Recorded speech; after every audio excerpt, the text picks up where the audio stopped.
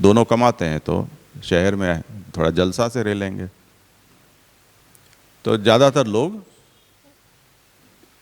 इसमें आपत्ति नहीं लेते हैं कि ठीक है, शादी के बाद भी बहू आके नौकरी करेगी तो चलेगा। पर ये दोनों नावों में पांव रखना, उसमें न तो वो वहाँ न्याय दे पाएगी न वो घर में न्याय दे पाएगी। ये भले ही लोग ये कहें कि हमारा तो निभ रहा है, पर उसमें जो तकलीफ है वो सब लोग जानते हैं। बाल बच्चे होते हैं तब क्लेश होता है, पढ़ाई लिखाई होती है तब क्लेश होता है, घर परिवार में मेहमान कोई आ जाए, आते ही नहीं है मेहमान तो कहाँ आएगा, दोनों काम करेंगे तो मेहमान कहाँ से आए।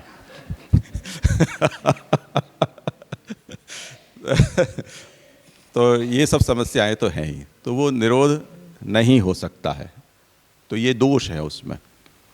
तो भगवान ये चाहते हैं कि जब तक वो शुद्ध न हो जाए, प्रपंच की विस्मृति होकर बिल्कुल भूल जाए और केवल मुझे ही याद रखे। ऐसा इसलिए जरूरी है क्योंकि अब इसको मुक्त करना है, तो मुक्ति के लिए निरोध है, ये उसका प्रयोजन है। तो भागवत के जो दशम स्कंध और एकादश स्कंध में जो पूर्वापर्य है वो भी इसीलिए बताया गया है। भक्ता पूर्वोक्त निरुद्धात् ते पूर्वत्र निर्दिष्टा, जो पूर्व में निर्दिष्ट भक्त हैं, ते निरुद्धा विमुक्तये, उनका निरोध मुक्ति के लिए किया जाना है। तो भगवान का ये प्रयोजन है, इसलिए निरोध लीला के बाद मुक्ति लीला है। ये प्रयोजन हुआ। क्यों निरोध, भगवान भक्त का निरोध क्यों कराना चाहते हैं, उसका प्रयोजन है कि जिनका निरोध करना है उनको शुद्ध करके भगवान आगे उनको मुक्ति प्रदान करना चाहते हैं। अब स्वरूप हम समझ चुके हैं। कारण लक्षण निरोध का क्या होगा कि जिस भक्त का भगवान जिस प्रकार से अपने में चित्त आसक्त करना चाहते हैं, उसके सामने अपने ऐसे स्वरूप का और लीला का प्राकट्य करते हैं। भगवान के ऐसे स्वरूप का प्राकट्य और भगवान की ऐसी लीला का प्राकट्य भक्त के निरुद्ध होने में कारण बनता है। ये कारण लक्षण हुआ।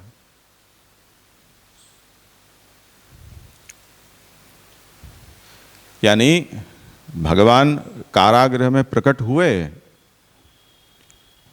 तो भगवान के बालक रूप को देखकर माता जैसा वात्सल्य देवकी जी में प्रकट हुआ और वो डरी भी।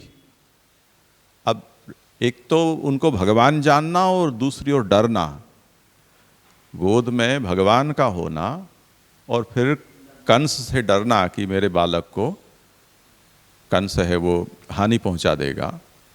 ये बड़ा विचित्र सा प्रभाव है जो यहाँ निरोध का प्रकट हुआ है।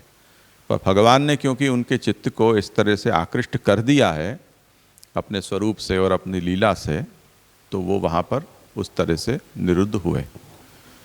तो भगवान के ऐसे स्वरूप का प्राकट्य या ऐसी लीला का जो प्राकट्य है वो भक्त के निरुद्ध होने में कारण बनता है। दूसरा कार्य लक्षण।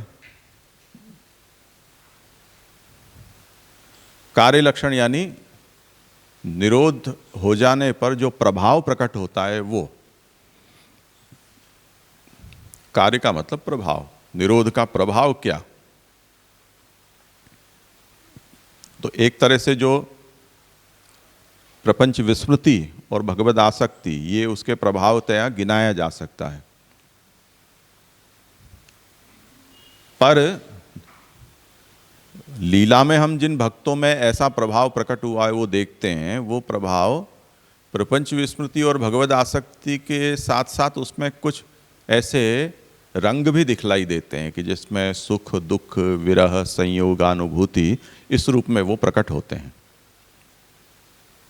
तो जब प्रभु पधारते हैं, दर्शन होते हैं, तो परमानंद का अनुभव होता है जब दर्शन नहीं होते हैं, प्रभु कहीं दूर होते हैं, तो परम दुख का अनुभव होता है।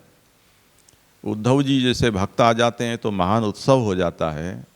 ये इसके सब कार्य हैं, उसका प्रभाव है। तो ये निरोध के ही ये सब कार्य लक्षण हुए, यानी निरोध का प्रभाव। परमानंद की अनुभूति या परम दुख की अनुभूति, परम विरह की अनुभूति, ऐसी तरह से कोई महोत्सव का प्रकट हो जाना, ये सब उसी निरोध के प्रभाव हैं। तो ये कुछ बातें हैं जो निरोध लक्षण ग्रंथ से जुड़ी हुई हैं और जिनको हम लीला के साथ जोड़कर और समझ सकते हैं। अब आगे जाकर इस ग्रंथ में हम देखेंगे कि इन सब ये जो लक्षण है भिन्न भिन्न प्रकार के निरोध के, वो कौन से महाप्रभु के वचन से हमें वहाँ स्फुट होते हैं। तो मुझे लगता है कि आज अभी इतना पर्याप्त है, 1 बजने को है। आगे ग्रंथ का उपक्रम है वो थोड़ा विस्तृत है, आप लोग उसको थोड़ा देख कर रखना। पर जो हमने आज ये भूमिका अभी सोची है, वही की बात श्री पुरुषोत्तम जी ने अपने लेखन विधेया उसको वहाँ पर प्रकट किया है। तो मैं आशा करता हूँ कि उसमें ज़्यादा कठिनाई नहीं होनी चाहिए। पंक्तियों को समझने की जहाँ तक बात है, वो अनुवाद आप लोगों के पास है तो उसको आप देखोगे तो स्फुट हो जाएगा, और कुछ विषय होगा तो विचार करेंगे। तो यहाँ आज, हाँ बोलिए ना। योग सूत्र की व्याख्या में जो योगस्य चित्तवृत्ति निरोध कहा, और वैसे जो अंतःकरण में जिस तरह समझा हूँ और फैक्ट भी है वैसे कि चित्त तो अपने को एक्सेसिबल नहीं है, तो यानी चित्त का निरोध फिर जो भी प्रक्रिया है, जैसे महाप्रभु जी चेतस्तत् प्रवणम सिद्धिया और वहाँ प्रक्रिया बता रहे तनु वित्त जाकी, तो वो कैसे समझना, क्योंकि चित्त तो टोटालिटी में अपने को बीइंग ए स्टोर हाउस हो या अदरवाइज एक्सेसिबल नहीं है, तो वो चित्त में अपनी वासनाएं, संस्कार, वृत्ति, वो माने प्रक्रिया सो आएगी, ऐसे ही समझना ना। ऐसा है कि जो हमारे अंदर है वो वृत्ति रूप से इंद्रियों तक और विषय तक आगे जाता ही है, उसी को चित्त वृत्ति कहा जाता है।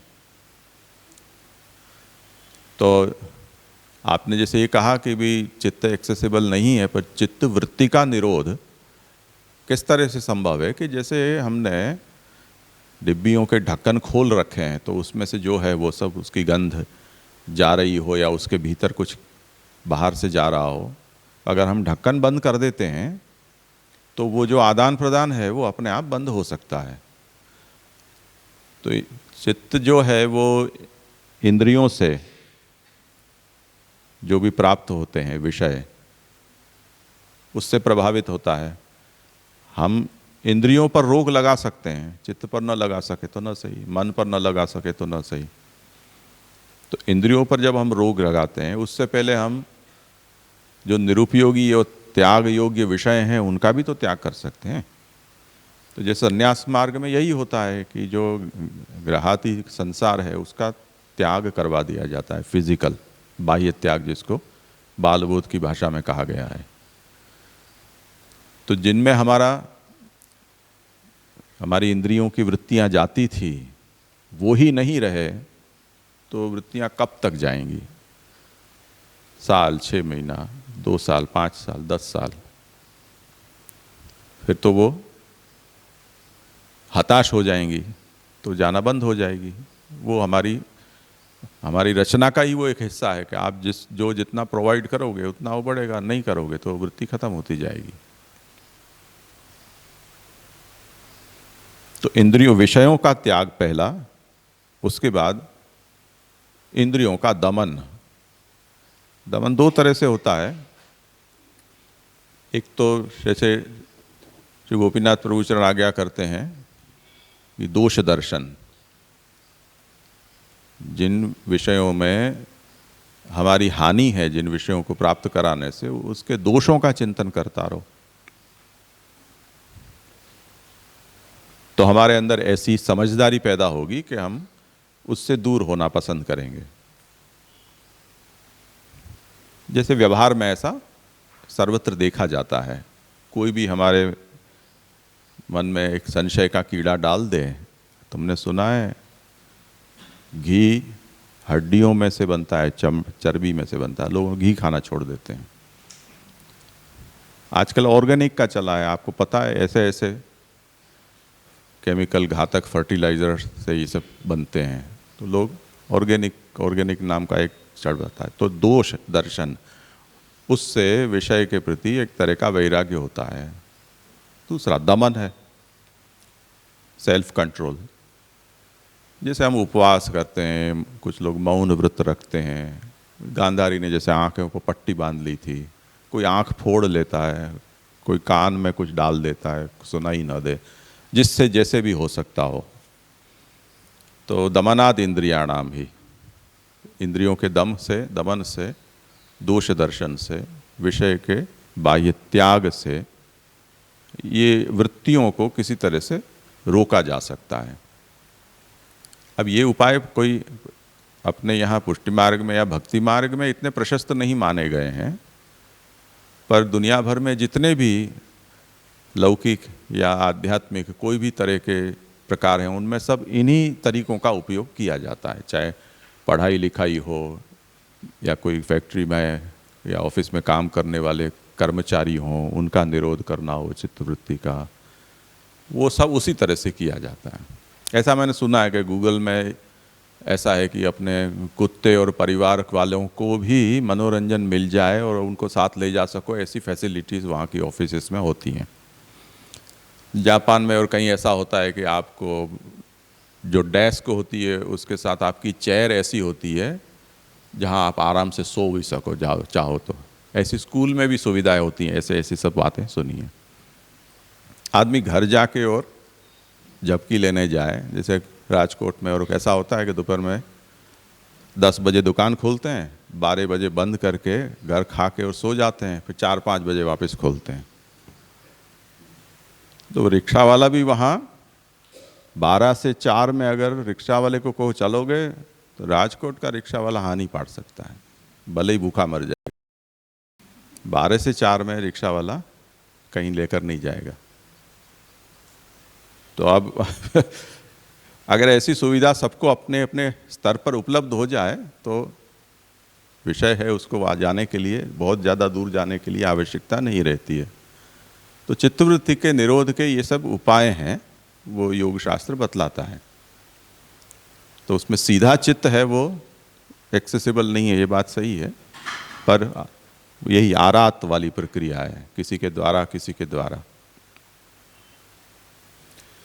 ठीक है, हम बाद में मिलते हैं 4 बजे, क्योंकि 12 से 4 अपने आप ही कुछ नहीं होता है।